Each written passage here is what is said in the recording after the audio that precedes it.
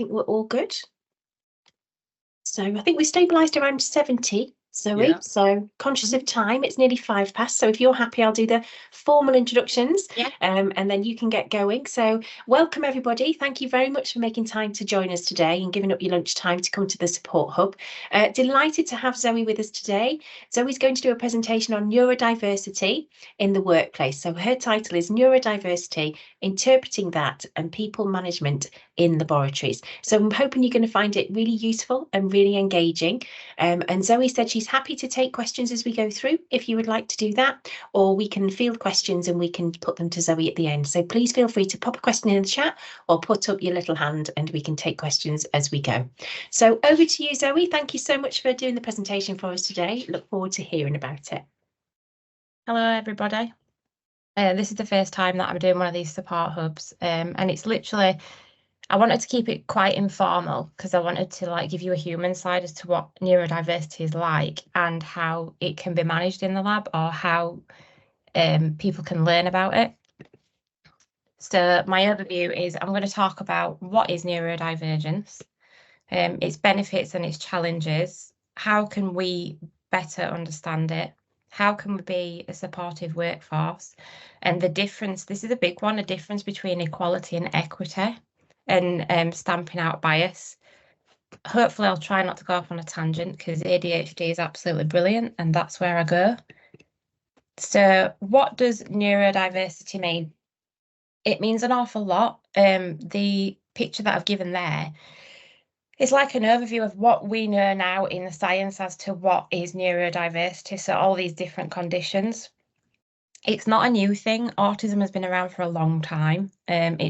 The more research that goes into it, the more things that come out. So I am diagnosed with ADHD. I have 2 children that are autistic. All my learning in the beginning was around my children, and mainly around my son, who is 18. We use different terminology, and over time we realise that it's not always the best thing. So we'll say high functioning, or we'll say there's a spectrum, and actually that does more hindrance. So you would say that my children are high functioning because they're verbal and they attend school or they have a job, but the terminology itself can be really constricted, and the wording, we try as humans to put people in a box to make it easier for the masses to understand, but technically everyone needs to be individual. I was diagnosed with ADHD last year after probably about 20 years on being told that I had depression. And the signs are there. The signs were there all throughout childhood. We tend to fare better as neurodiverse people in higher education at a later date. So being a mature student, we don't tend to blossom well at university straight from school. So it's really individual. So yeah, I only got diagnosed last year and I'm 40 this year, and I sort of knew, but I chose, so there's a big thing about, I chose to actually take medication and it's worked wonders for me. So I'm totally open to any questions, and nothing is off the cards. I'm happy to answer personal questions because sometimes you haven't got anybody to talk about. The next one, benefits of neurodiverse employees. This just looks like a load of words, but what I wanted to do is, on the left with the bullet points, they're the first things that I thought of.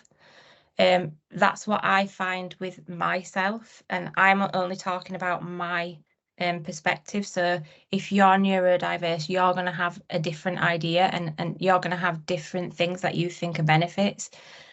On the right, that picture, I wanted to put that in and just say how we make things so complicated with words. If a manager or any staff member looked at that as, oh my goodness, look at all these things, they must be absolutely really clever, being neurodiverse. We overcomplicate things with language. So basically, to me, the points that I've put on: unique perspective, pattern recognition, problem solving. We are creative and very loyal, but also very rule driven, which I'll cover in a bit. Breaking of rules is really complicated because I have to, in my mind, I am a days a week because I am constantly thinking about the next thing or thinking about how I should react in a situation rather than the task at hand. So my brain is always full, and I explain it like, in an ideal world, if you bought a Lego kit, it's really nice, really shiny, everything's colour coordinated. That's brilliant. I'd love my brain to be like that, but actually my brain is the Lego box that's been in the spare room for 20 years, where everything is completely mixed up and you look at it and you think, I can't deal with that. So it's constantly on the go. But I do believe there are more benefits to challenges with neurodiverse staff. And that's why my challenges slide, to me, it should be a lot less. I believe that my challenges tend to be sensory, communication, executive function, which is another buzzword, which I'll go into, and health. And then another company has defined it with all of that, which overcomplicates it, because realistically, one neurodivergent person is one neurodivergent person, and we're all individuals. So a neurodivergent person might only have one of the difficulties in the large list. But I think as an employer, you look at that and you think, oh, it's going to be so difficult to have an autistic member of staff or a member of staff with ADHD, because I'm not going to be able to manage it. And realistically, it's not like that at all. It's up to you to take the time to know your staff. It's not that they're going to be a difficulty. And just going through my bullet points, sensory in the lab can be lights, sound, smell, which that sounds ridiculous in the sense that why would you go work in a lab if you have these difficulties? And it's not as clear cut as that. I can deal with the sound, and I can deal with the smell. I work in microbiology, so I must enjoy the smell. But I like background noise. So we have a radio that we have like on low. If I have background noise, that will drown out what in my head. So maybe I'm thinking, oh God, if I turn around and actually just word that question like that to my manager, he's going to think I'm super rude. So then in my head, I have to be like, oh, try and work out how to communicate. And that's just the social side of it. That's not to do with the work side. So every step I do has 3 or 4 more steps than a neurotypical person. So having the radio on in the background sort of drowns out that noise of me trying to think. The communication for me is literal interpretation. This is something I learned with my son through trial and error, which my son wasn't a guinea pig, but I have made so many mistakes as a parent. And then I didn't realise how literal I was. So if someone would bring a problem to me at work, I would take it so personally. And it's not that, oh my God, you've made a mistake. It's that they're actually just highlighting it. They're not coming to bash you and tell you, oh, you're not good. It's just how we interpret things. And there's so many different experiments and studies going on at the moment about ADHD and neural pathways. It's so interesting. So if you get time, try and have a look into it. The executive functioning. This is a killer because social media ruins everything in a sense, especially with the TikToks around neurodiversity. Everyone thinks that it's a bandwagon that everyone's jumping off, and it's really not. I did not want to have to pay thousands to be told what deep down I already knew, and my own GP knew, but I had to go private. So executive functioning, like I said, an ordinary day feels like a week. Could literally sleep for 12 hours, the way that my mind goes. And the simple things that neurotypical people will find easy is probably the hardest thing for us. You might find it easy going to a social event because you want to let your hair down and have a drink. I find going to a social event, if it's got no structure and it's not a work event, I don't know what's expected of me. So to me, it can be a really, really confusing and difficult thing, which might sound absolutely crazy, but I want to be honest and tell you how it feels and what it's like. The health part isn't just about having a neurodiverse condition. Neurodiverse people tend to be more likely to have other health conditions. So there's a massive, we have hypermobility. So we're very, very flexible. We get a lot of joint pain. There's a lot more prevalence of Ehlers-Danlos syndrome, which is like connective tissue. There's a massive high prevalence of having gastrointestinal issues. A lot of neurodiverse people choose not to be medicated. Sorry, that's another thing. Choose not to be medicated. I choose to be medicated. The medication can make it so, like, I need to drink a lot. It makes me drink a lot, but it makes me able to focus massively, which is why I choose to take medication. And it's different for everybody. So you'll find that anyone that's neurodiverse is probably going to have someone who's neurodiverse at home, like me. And there's just, you know, we have responsibilities as well to the other neurodiverse people in our life, but we wouldn't want to have a job if we didn't think we were capable of it. Being inclusive. These slides, yeah, they might seem a little bit informal, but I think it's really important. So challenge the bias. I always thought I had no bias because I've got 2 autistic children. So I thought I must be perfect. So when you actually do online training and you do the proper bias questionnaires, everyone has a bias. Mine's affinity bias to northern accents. So I will gravitate towards people that are from up north. It makes me feel safe because that's what I've grown up with. So being inclusive in your lab, you need to challenge your own biases and you need to understand yourself and then go on to understand your staff. And all staff training, it would be really great if you could get all your staff to do bias training, but you make sure that it's all staff. We have a lot of bias where we think some staff are brilliant and they don't need to do stuff. Realistically, everyone needs to do it, and it can be a part of CPD. Because the proper bias training, you need to sit down for a good couple of hours to do it. So it's really important. Reasonable adjustments, they're not really that scary.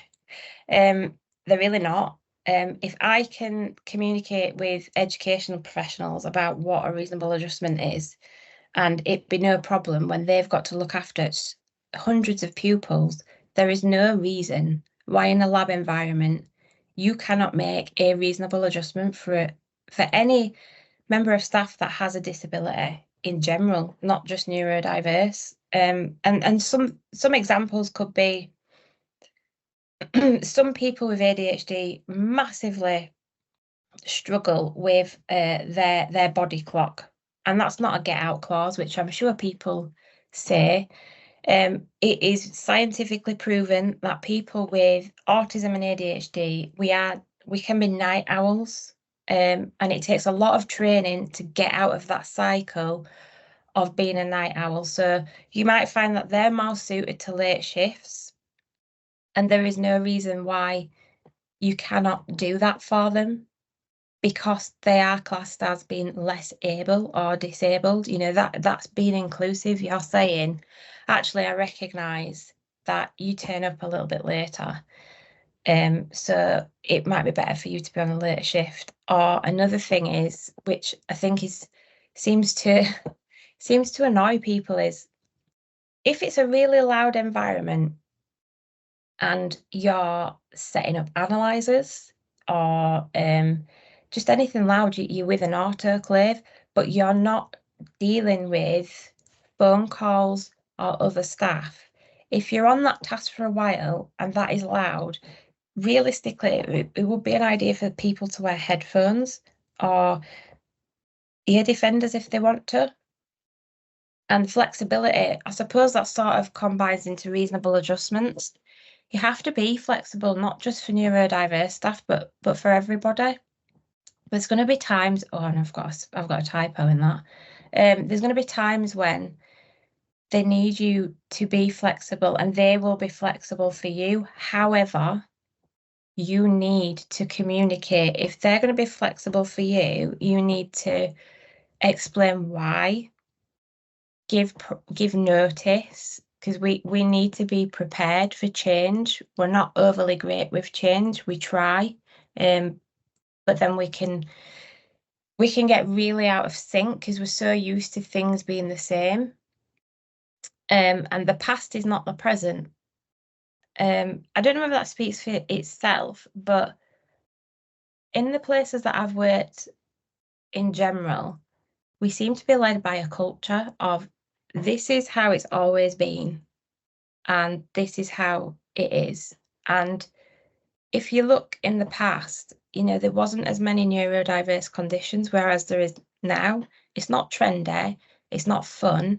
We don't want to be less able, but we want people to get with the programme because we're in science, we're working in science, it evolves, it changes hourly, daily. People's dealings and how people manage things, they need to change. We need to get out of the past. The uncomfortable part, I just want to, I've tamed this.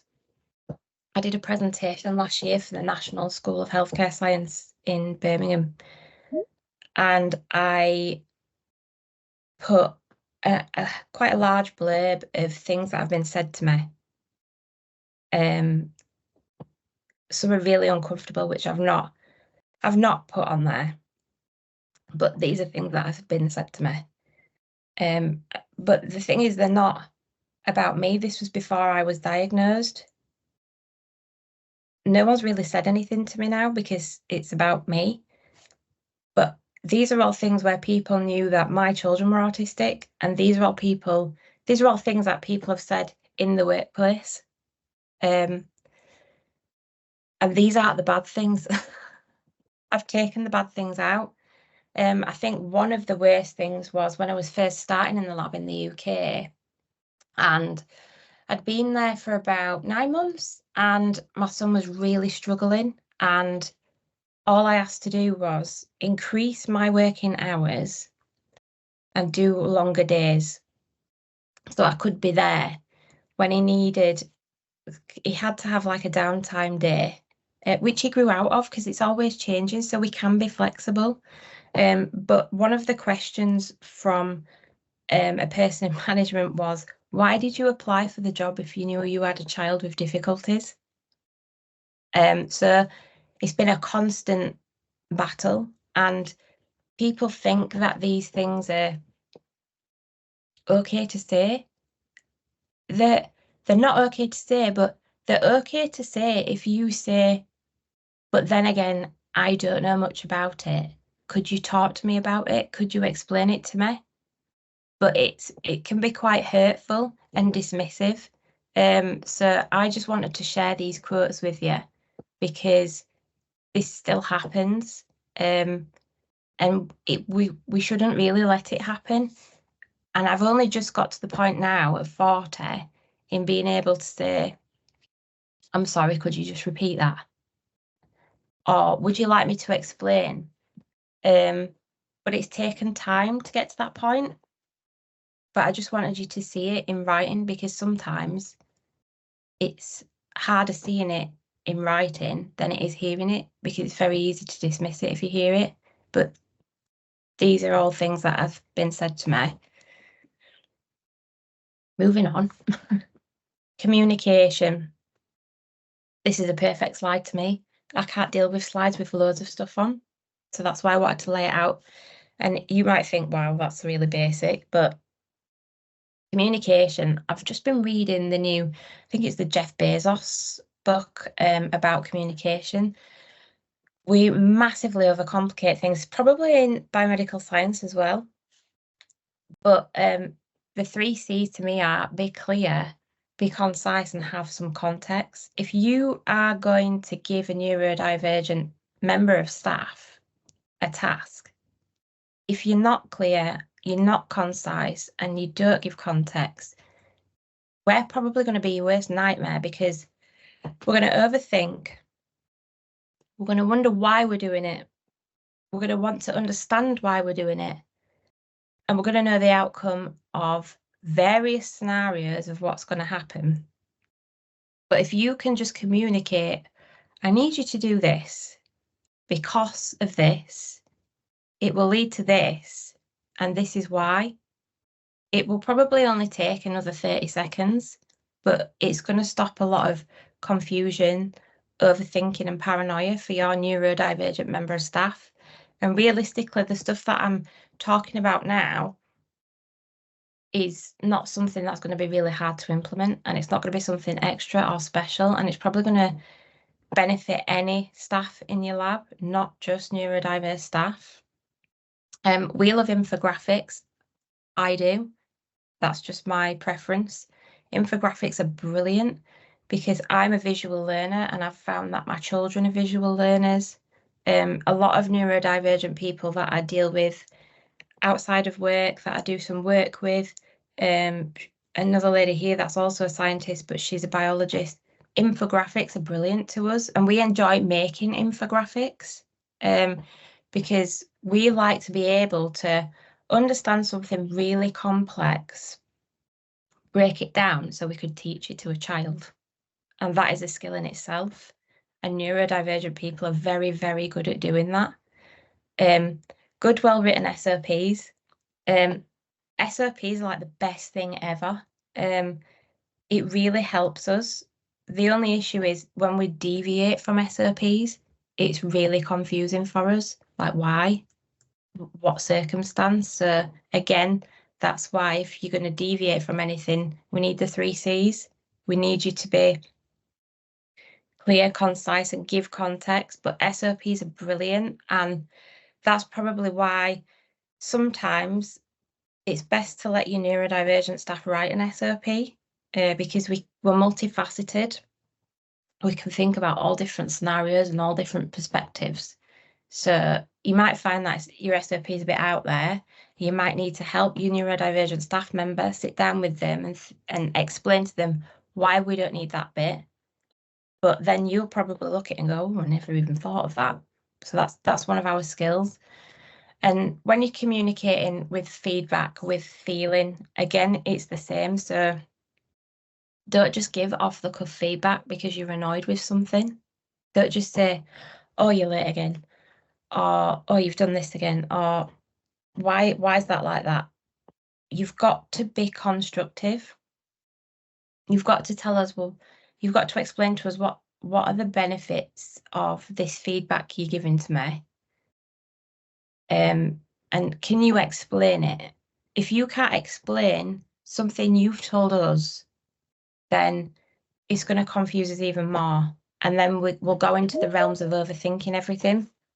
So communication is key.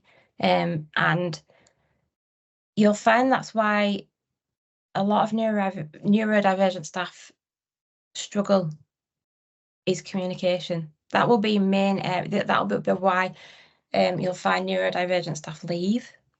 You'll find that's why they might get so overwhelmed that they're off sick.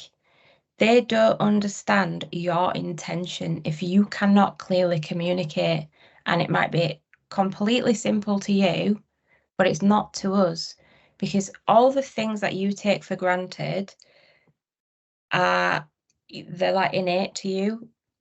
it's an innate response to us. It's not. Everything like that is a learn. We've had to learn by watching how we're meant to carry ourselves, how we're meant to talk, how we're meant to act in certain situations. We have to go back and think, this is what I've got to do here, isn't it? Like, that's how our brain works.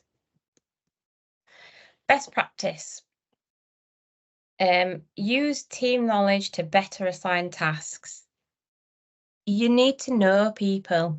People are individuals. You should know that staff member is best at this, that staff member is best at that. That person's not going to do too well with that. If they're not going to do too well with that, I really need to put another person with them to talk them through it. So if you knew your neurodivergent staff and you honestly listened to them, you would know which tasks they're probably better at and more confident at.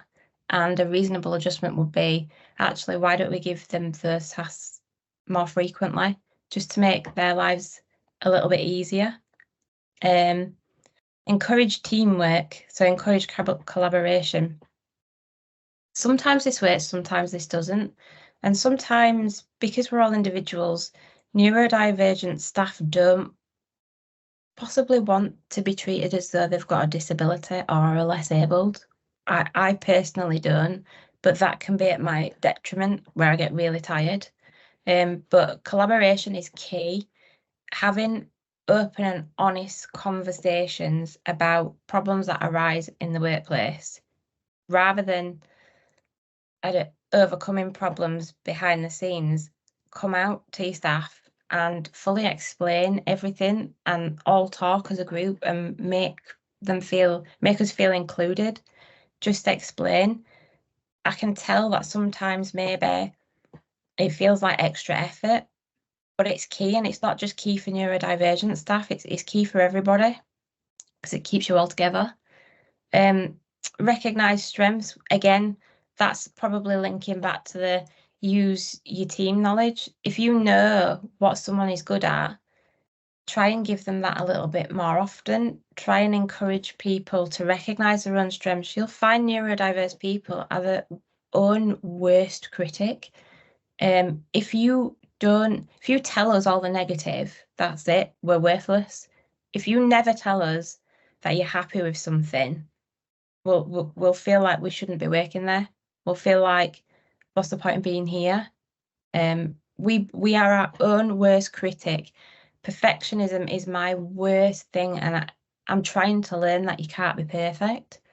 So recognizing strengths is a big one. If you can say to me, oh, actually, you did a really good job there, that's great, because that makes me feel valued.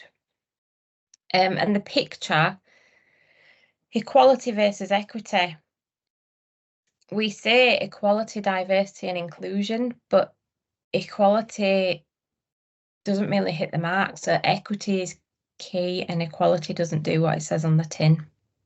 An example, in my old lab about 10 years ago, when I put my flexible working in because of my son, another member of staff didn't like it, and they asked for the same because they should be able to have the same, and they ended up getting the same.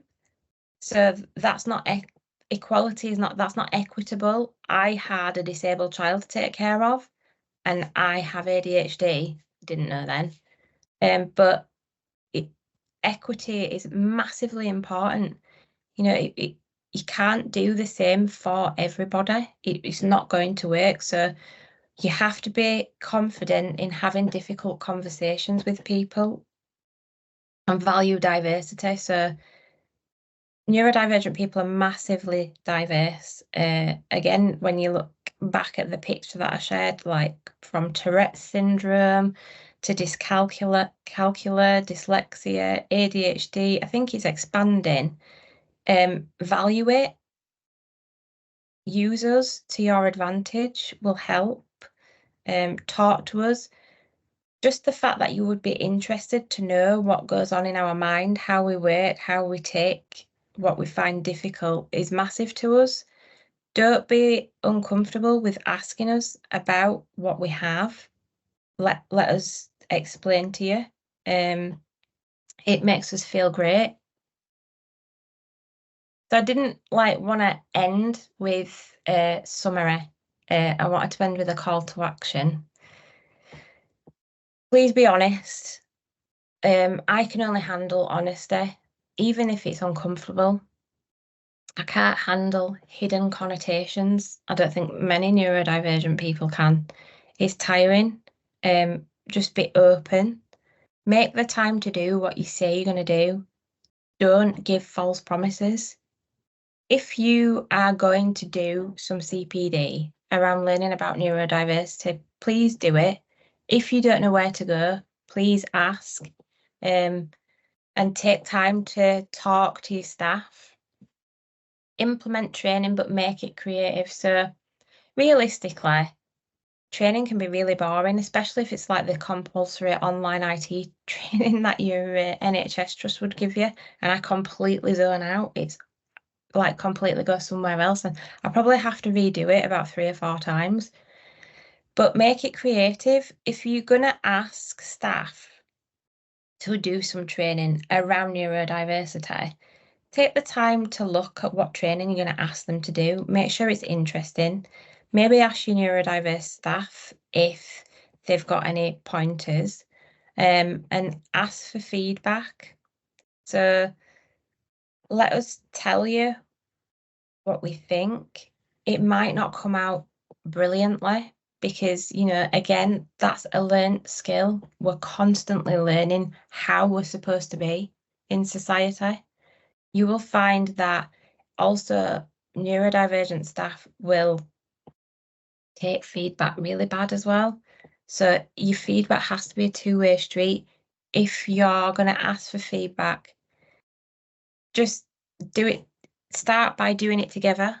Start with maybe one of your neurodiverse staff members and you, and just have an open and honest conversation and explain how you give feedback.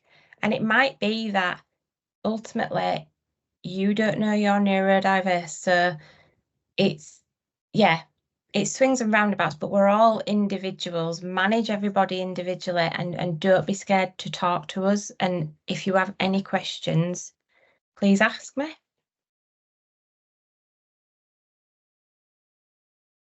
That's been brilliant. Thank you so much, Zoe. Really, really useful information and very personal experience that you've brought to the session today, which I think a lot of people have found really helpful and inspiring, actually.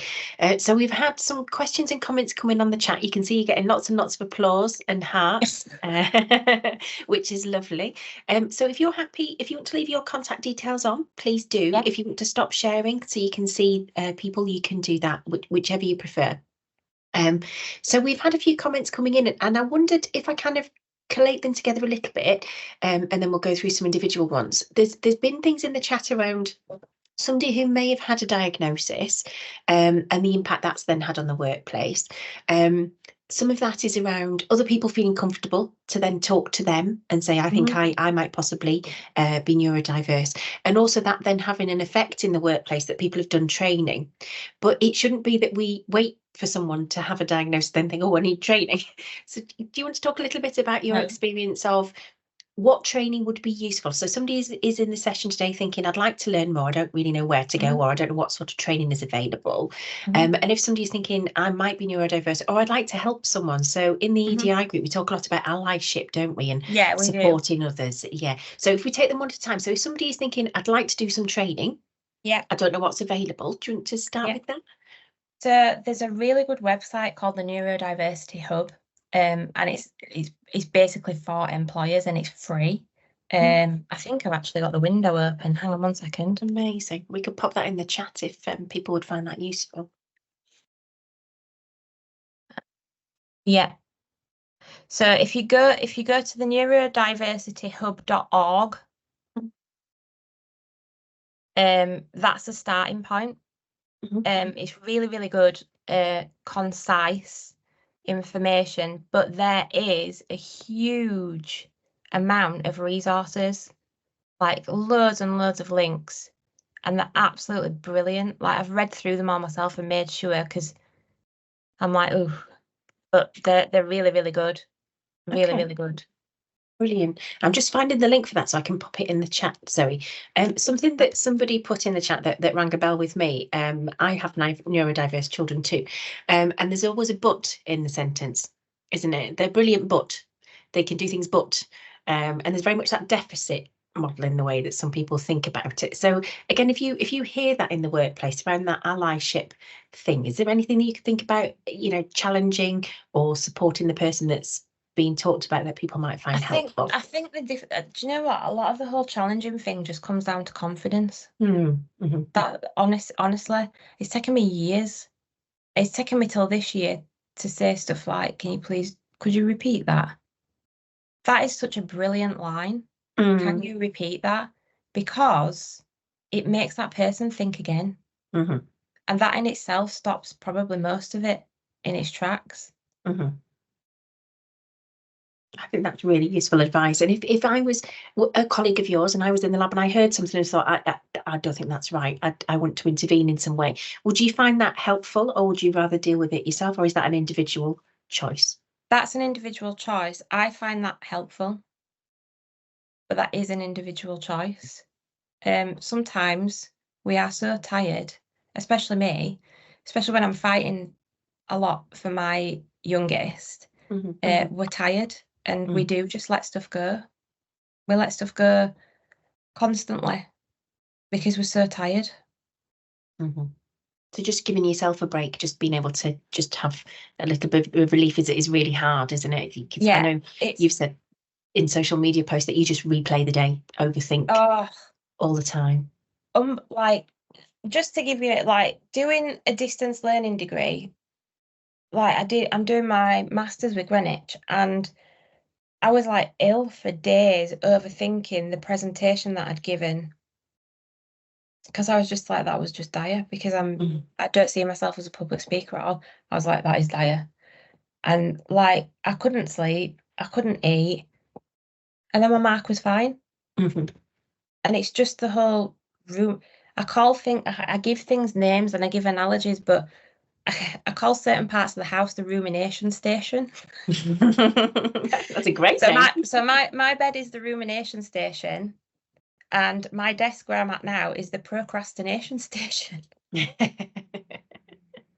Well, you've got Emma's just said your presentation for Greenwich was great, and I would say there would be 82 people on the call today who would also agree that your presentation skills are very good. So that's something that hopefully will help. So I was just thinking about the thing you said about communication, which again I think is really, really important and a very simple thing in the workplace if people could think about that. So when I worked in universities previously and I talked to people who support students in the central services, one thing that really stuck with me, and I hadn't thought about it in this way, was to say, if you are explaining something to someone who's neurodiverse, if you think about the instruction being clear and concise, as you just said, but they said, think about if you were to give an Alexa an instruction. If it's too long and confusing, they're just going to go, what? You just need to be to the point and to think about what it is, and it needs to be very direct instruction. And I thought that's such a simple way to put it, isn't it? For you to just really think about, right, I need to say it in a short sentence and be really clear, and it's a direct instruction, and then it can be received, and then you could ask questions. But I thought that was quite an interesting way to put it. Do you think that kind of analogy is helpful? Yeah, I think the issue, a lot of the problems I find for neurodiverse people is we overcompensate all the time. So when you give us an instruction and we don't fully understand it, we ask why, almost like a 5-year-old, right? Then that leads to the person asking the question taking real offense. Like, who do you think you are? Why do you need to know all this? And then they think that we're questioning them. And this is what happens all the time. I've got so many people's back up, and it isn't anything to do with me questioning you. I am just wanting clarity around what you were telling me. And that happens in another way. So say a person comes to you and talks to you about an experience they've had, and you resonate with them. So you then say, oh yeah, well, I did this and I did that. they think, oh my God, look at them just wanting to talk about themselves. Mm-hmm. We can't win, because what we're trying to do is we mirror and we mask, and we try and meet that expectation by, oh, well, I did this and I did that. And that's us trying to show you we understand. But neurotypical people are like, gosh, you're full of yourself. It's really interesting. I was smiling not because what you were saying was amusing, but I was smiling because several people said in the chat exactly what you just described. So when you say why are you doing it that way, or what's it for, or why have you changed it, people very much take that as a challenge, very much as challenging my authority, or why are you asking, or who do you think you are? Exactly. Challenging authority is a massive thing. Massive thing. Yeah, and it should be that you can ask questions to clarify information, whoever you are, shouldn't it? And people don't take it personally. It's about the process. It's not about that person, isn't it? And people don't seem to be able to dissociate those things. So I am very aware. I am hogging the questions. I'm trying to summarise what's come in. But is there anybody who would like to pop their hand up or unmute and ask Zoe anything directly? We've got another good 10 minutes or so. Tamina? So there is a really good question in the chat. Someone's asking, what would you recommend for staff who are ADHD, but you can't get them to stay in one place and focus on things like the tasks such as microtomy, for example? Right. So if you're not aware, ADHD has domains. So there are different types of ADHD domains. People can be combined. People can be hyperactive. People can be attentive. There's like different domains. So I'm a mixture of two. If you've got someone who is ADHD, as in they literally can't be still, it's whether you can't really question whether they want to take medication. That's personal. And what I will say is, don't discuss people's neurodiversity with other staff members, because that, I know that's a bit off on a tangent, but that is a real bugbear. If they can't stay in one place at once, you're going to have to think outside of the box a little bit and have that conversation with your staff member and say, look, I've noticed this. Can I help you in any way? That's all I can think of, because it's really difficult if they're hyper. You have to think, what other things can they do, or can they multitask? We like to have more than one thing going on at once. Like, I have to have the radio on but be on a bench, but also see what samples are coming. That's how I'm programmed to work. So it's thinking, is there a way that person doing that one task can do another task at the same time or alongside? Thank you, Zoe. There's a couple more comments as well in the chat. Don't know if this one's been addressed already, but someone said they've heard about a possible new category of neurodiversity, highly sensitive person, and whether you know anything more about it. Yeah. So I'm a bit of a geek. I like to read studies, which is sort of taking me away from microbiology, but I read a lot of neurology type stuff. So highly sensitive persons, I don't think it's officially a category yet. What I will say is you will find that women with ADHD are HSPs. So there's a lot of good work coming out of, I think it's Groningen University in the Netherlands. The Netherlands are doing a massive amount of work around ADHD females, but HSPs tend to be females that actually probably would be positively diagnosed with ADHD. That on its own, I'm not sure, as just a neurodivergent category on its own. Someone's asked a question in the chat about symptoms, in inverted commas, or traits that you noticed in yourself that made you think about getting a diagnosis, or if somebody was being supportive of someone at work. I know everybody's very individual, but is there any general advice? What it looks like? I mean, they've just asked about for your personal experience, I guess, because it depends on what the symptoms or traits are indicative of, doesn't it? From my work colleague's point of view, I don't know. I mean, one lady knew straight away, I think, but we have quite a good affinity because her child's got autism, my children are autistic. In the workplace, I just noticed that I had to be doing so many different jobs at once. and like it was like a competition. Like I'd look at the time and I'd be like, right, this needs to be done, right, this needs to be done, right. And everyone would just be like, what's she doing? and I totally get that is infuriating. I know my downfalls, but if you can see your staff member doing that, and also you'll find that we go from one extreme to another. So we will talk your ear off and you will think we're not going to get any work done. And then all of a sudden, we're not talking to you. And that's because something really bad has happened, or we are so trying to concentrate so hard. So you'll find that the staff will go from one extreme to another. Thank you, Zoe. I'm just having a look if there's other questions that have come in that we've not managed to get to. Have you spotted anything, Tamina? I'm just going back up.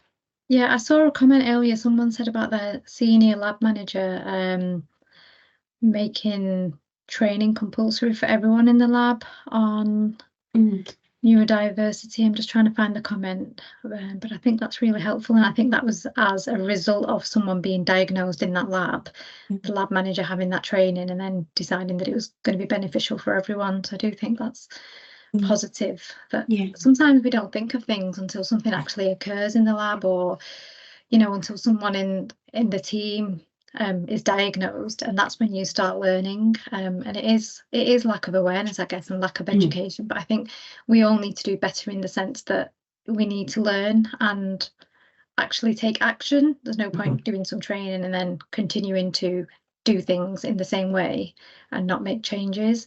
I can see someone's got their hand up. It's Holly. I think it was Holly that made that comment, actually. So do you want to come in there, Holly? Yeah, I was just going to expand on that. So I got diagnosed with ADHD about 2 years ago. Was referred to occupational health through work, who then referred me to a company called Lexic, who do workplace assessments for neurodiverse individuals.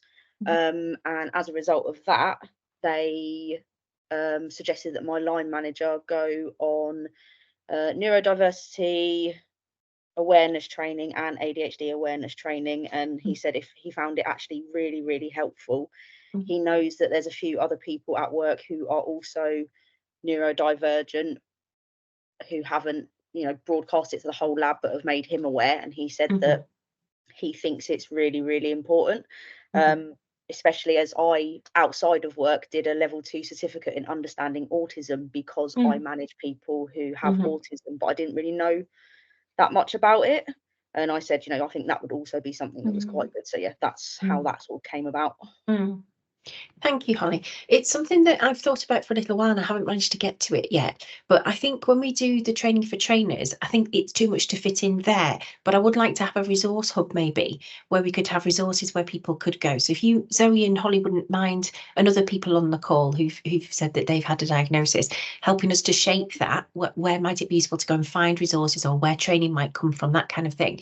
I think that could be really helpful for training officers who are kind of in that role in the lab, aren't they, working with lots of different colleagues at different stages. So yeah, that would be brilliant if we get a few of you who can help. So if I just pop my email in the chat, if you don't know what it is already, if you want to drop me an email and say you came to the session today, you thought Zoe was amazing, as we all do, and you'd like to be involved in getting some resources for trainers, then please do drop me a line, and we'll try and get something organised where there's a little hub where people can at least start from. And I think people are very wary and don't want to get it wrong. We hear that a lot when we talk about any subject that's to do with EDI and inclusivity and differences, don't we? And it's just you can't do it wrong if you're open and you want to ask questions and find out more, I think. Would you agree, Zoe? Yeah, I think it goes back to basically caveman time. We're very scared of anything that's different. We're like programmed to see things as a threat almost. But if you don't start that difficult conversation, you'll never learn. And it's really sad that people don't want to learn, because there are people that don't want to learn, that think that it's all nonsense. And that's, I don't get angry, I just feel really sad. Yeah.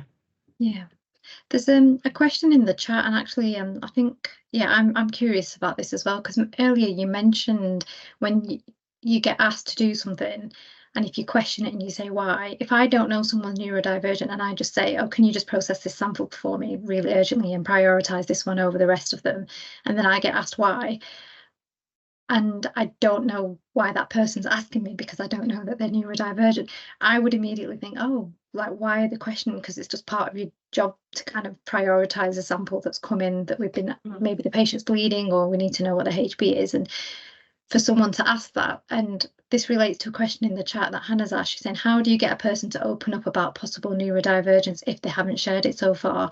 And that is so that managers are able to help. And, you know, work through occupational health and put in reasonable adjustments to help that person. How would you overcome something like that? If realistically, if you're having reviews with staff, you will have an open line of communication where you have said to them, is there anything that I can help you with? I've noticed this. Obviously, you can't say, I think you're this, because you're not a clinician, but you can say, I have noticed this. That's the best way. I mean, I'm sure he won't mind me saying, my manager said to me the other week, you're very negative about yourself. And straight away I was like, oh, you know, like, oh no. And then I was thinking and thinking and thinking, and I was like, I am. Like, I massively am. I put myself down all the time, and that does make people question my ability.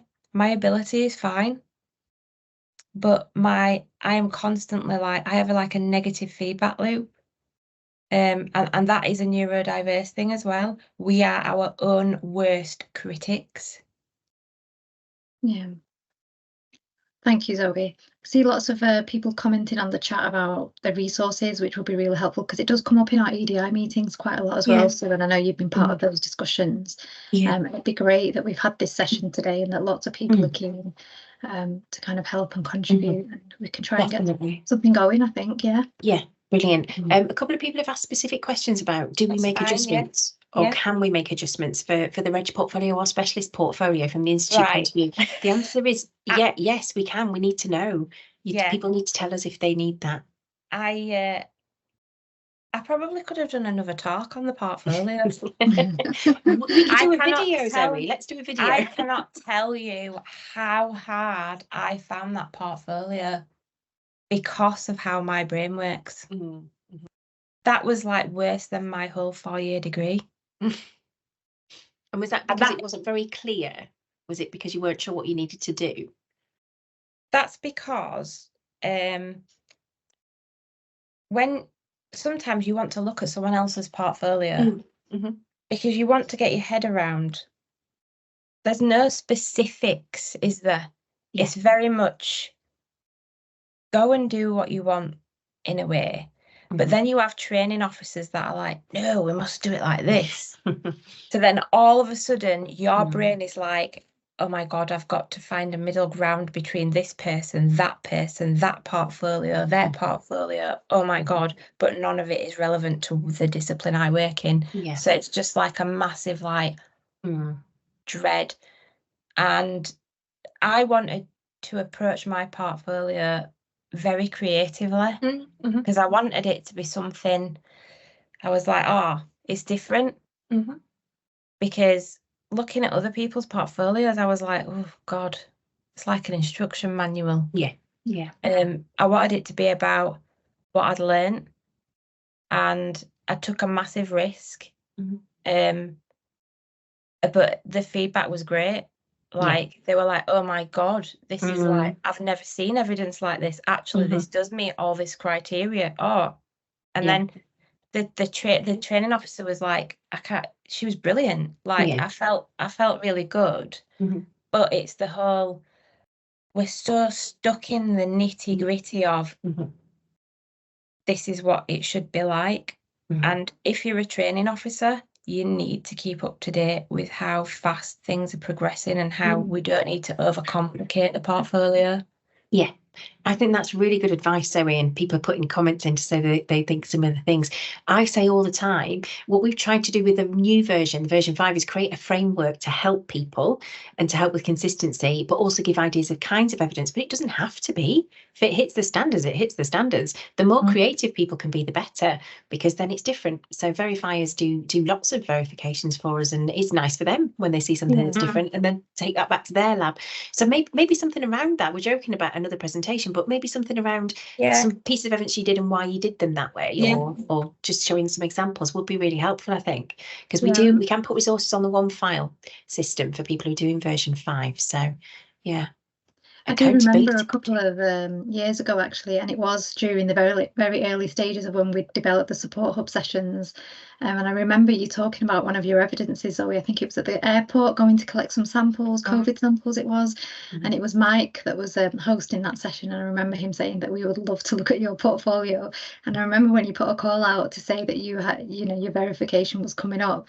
And everyone was kind of excited to be like, oh, we want to be the one that verifies your portfolio.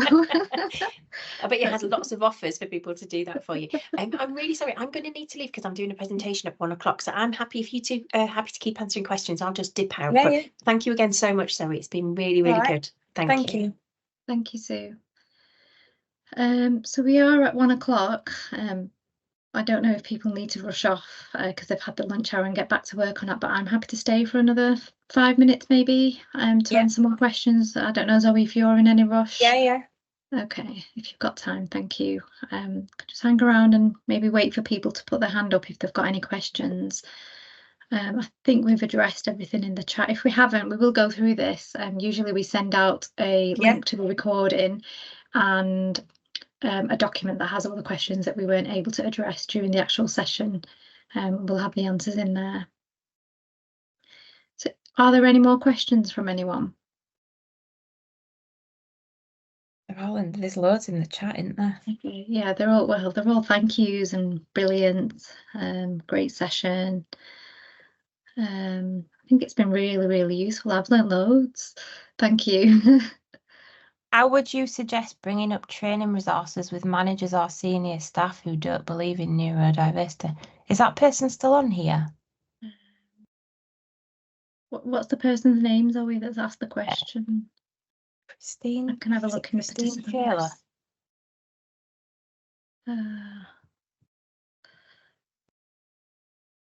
Christine. Is it Christine Taylor? Yeah. She's put a hand up. Yeah. Does that mean she wants to speak? Yeah, Christine, do you want to unmute yourself? I don't particularly want to speak because it's a wee bit. Oh, okay. I will answer your question. I get what you mean. Apart from saying get with the program, which isn't really so how would you suggest? I know how that feels. Massively.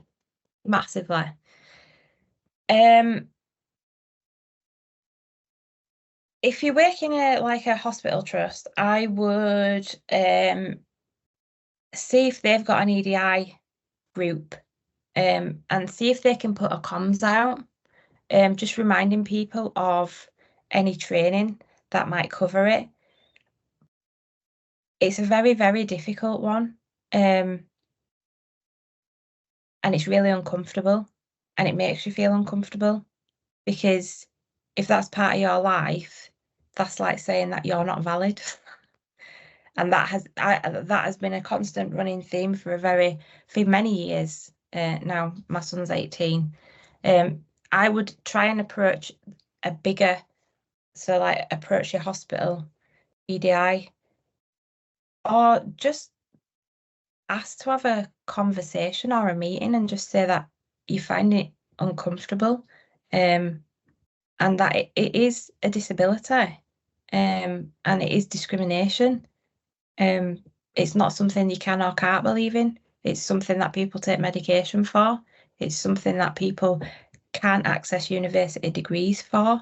You'll find that a lot of neurodiverse people prefer apprenticeships, prefer doing the degree while working because they don't want to go into the uni environment. So it's very much a real thing.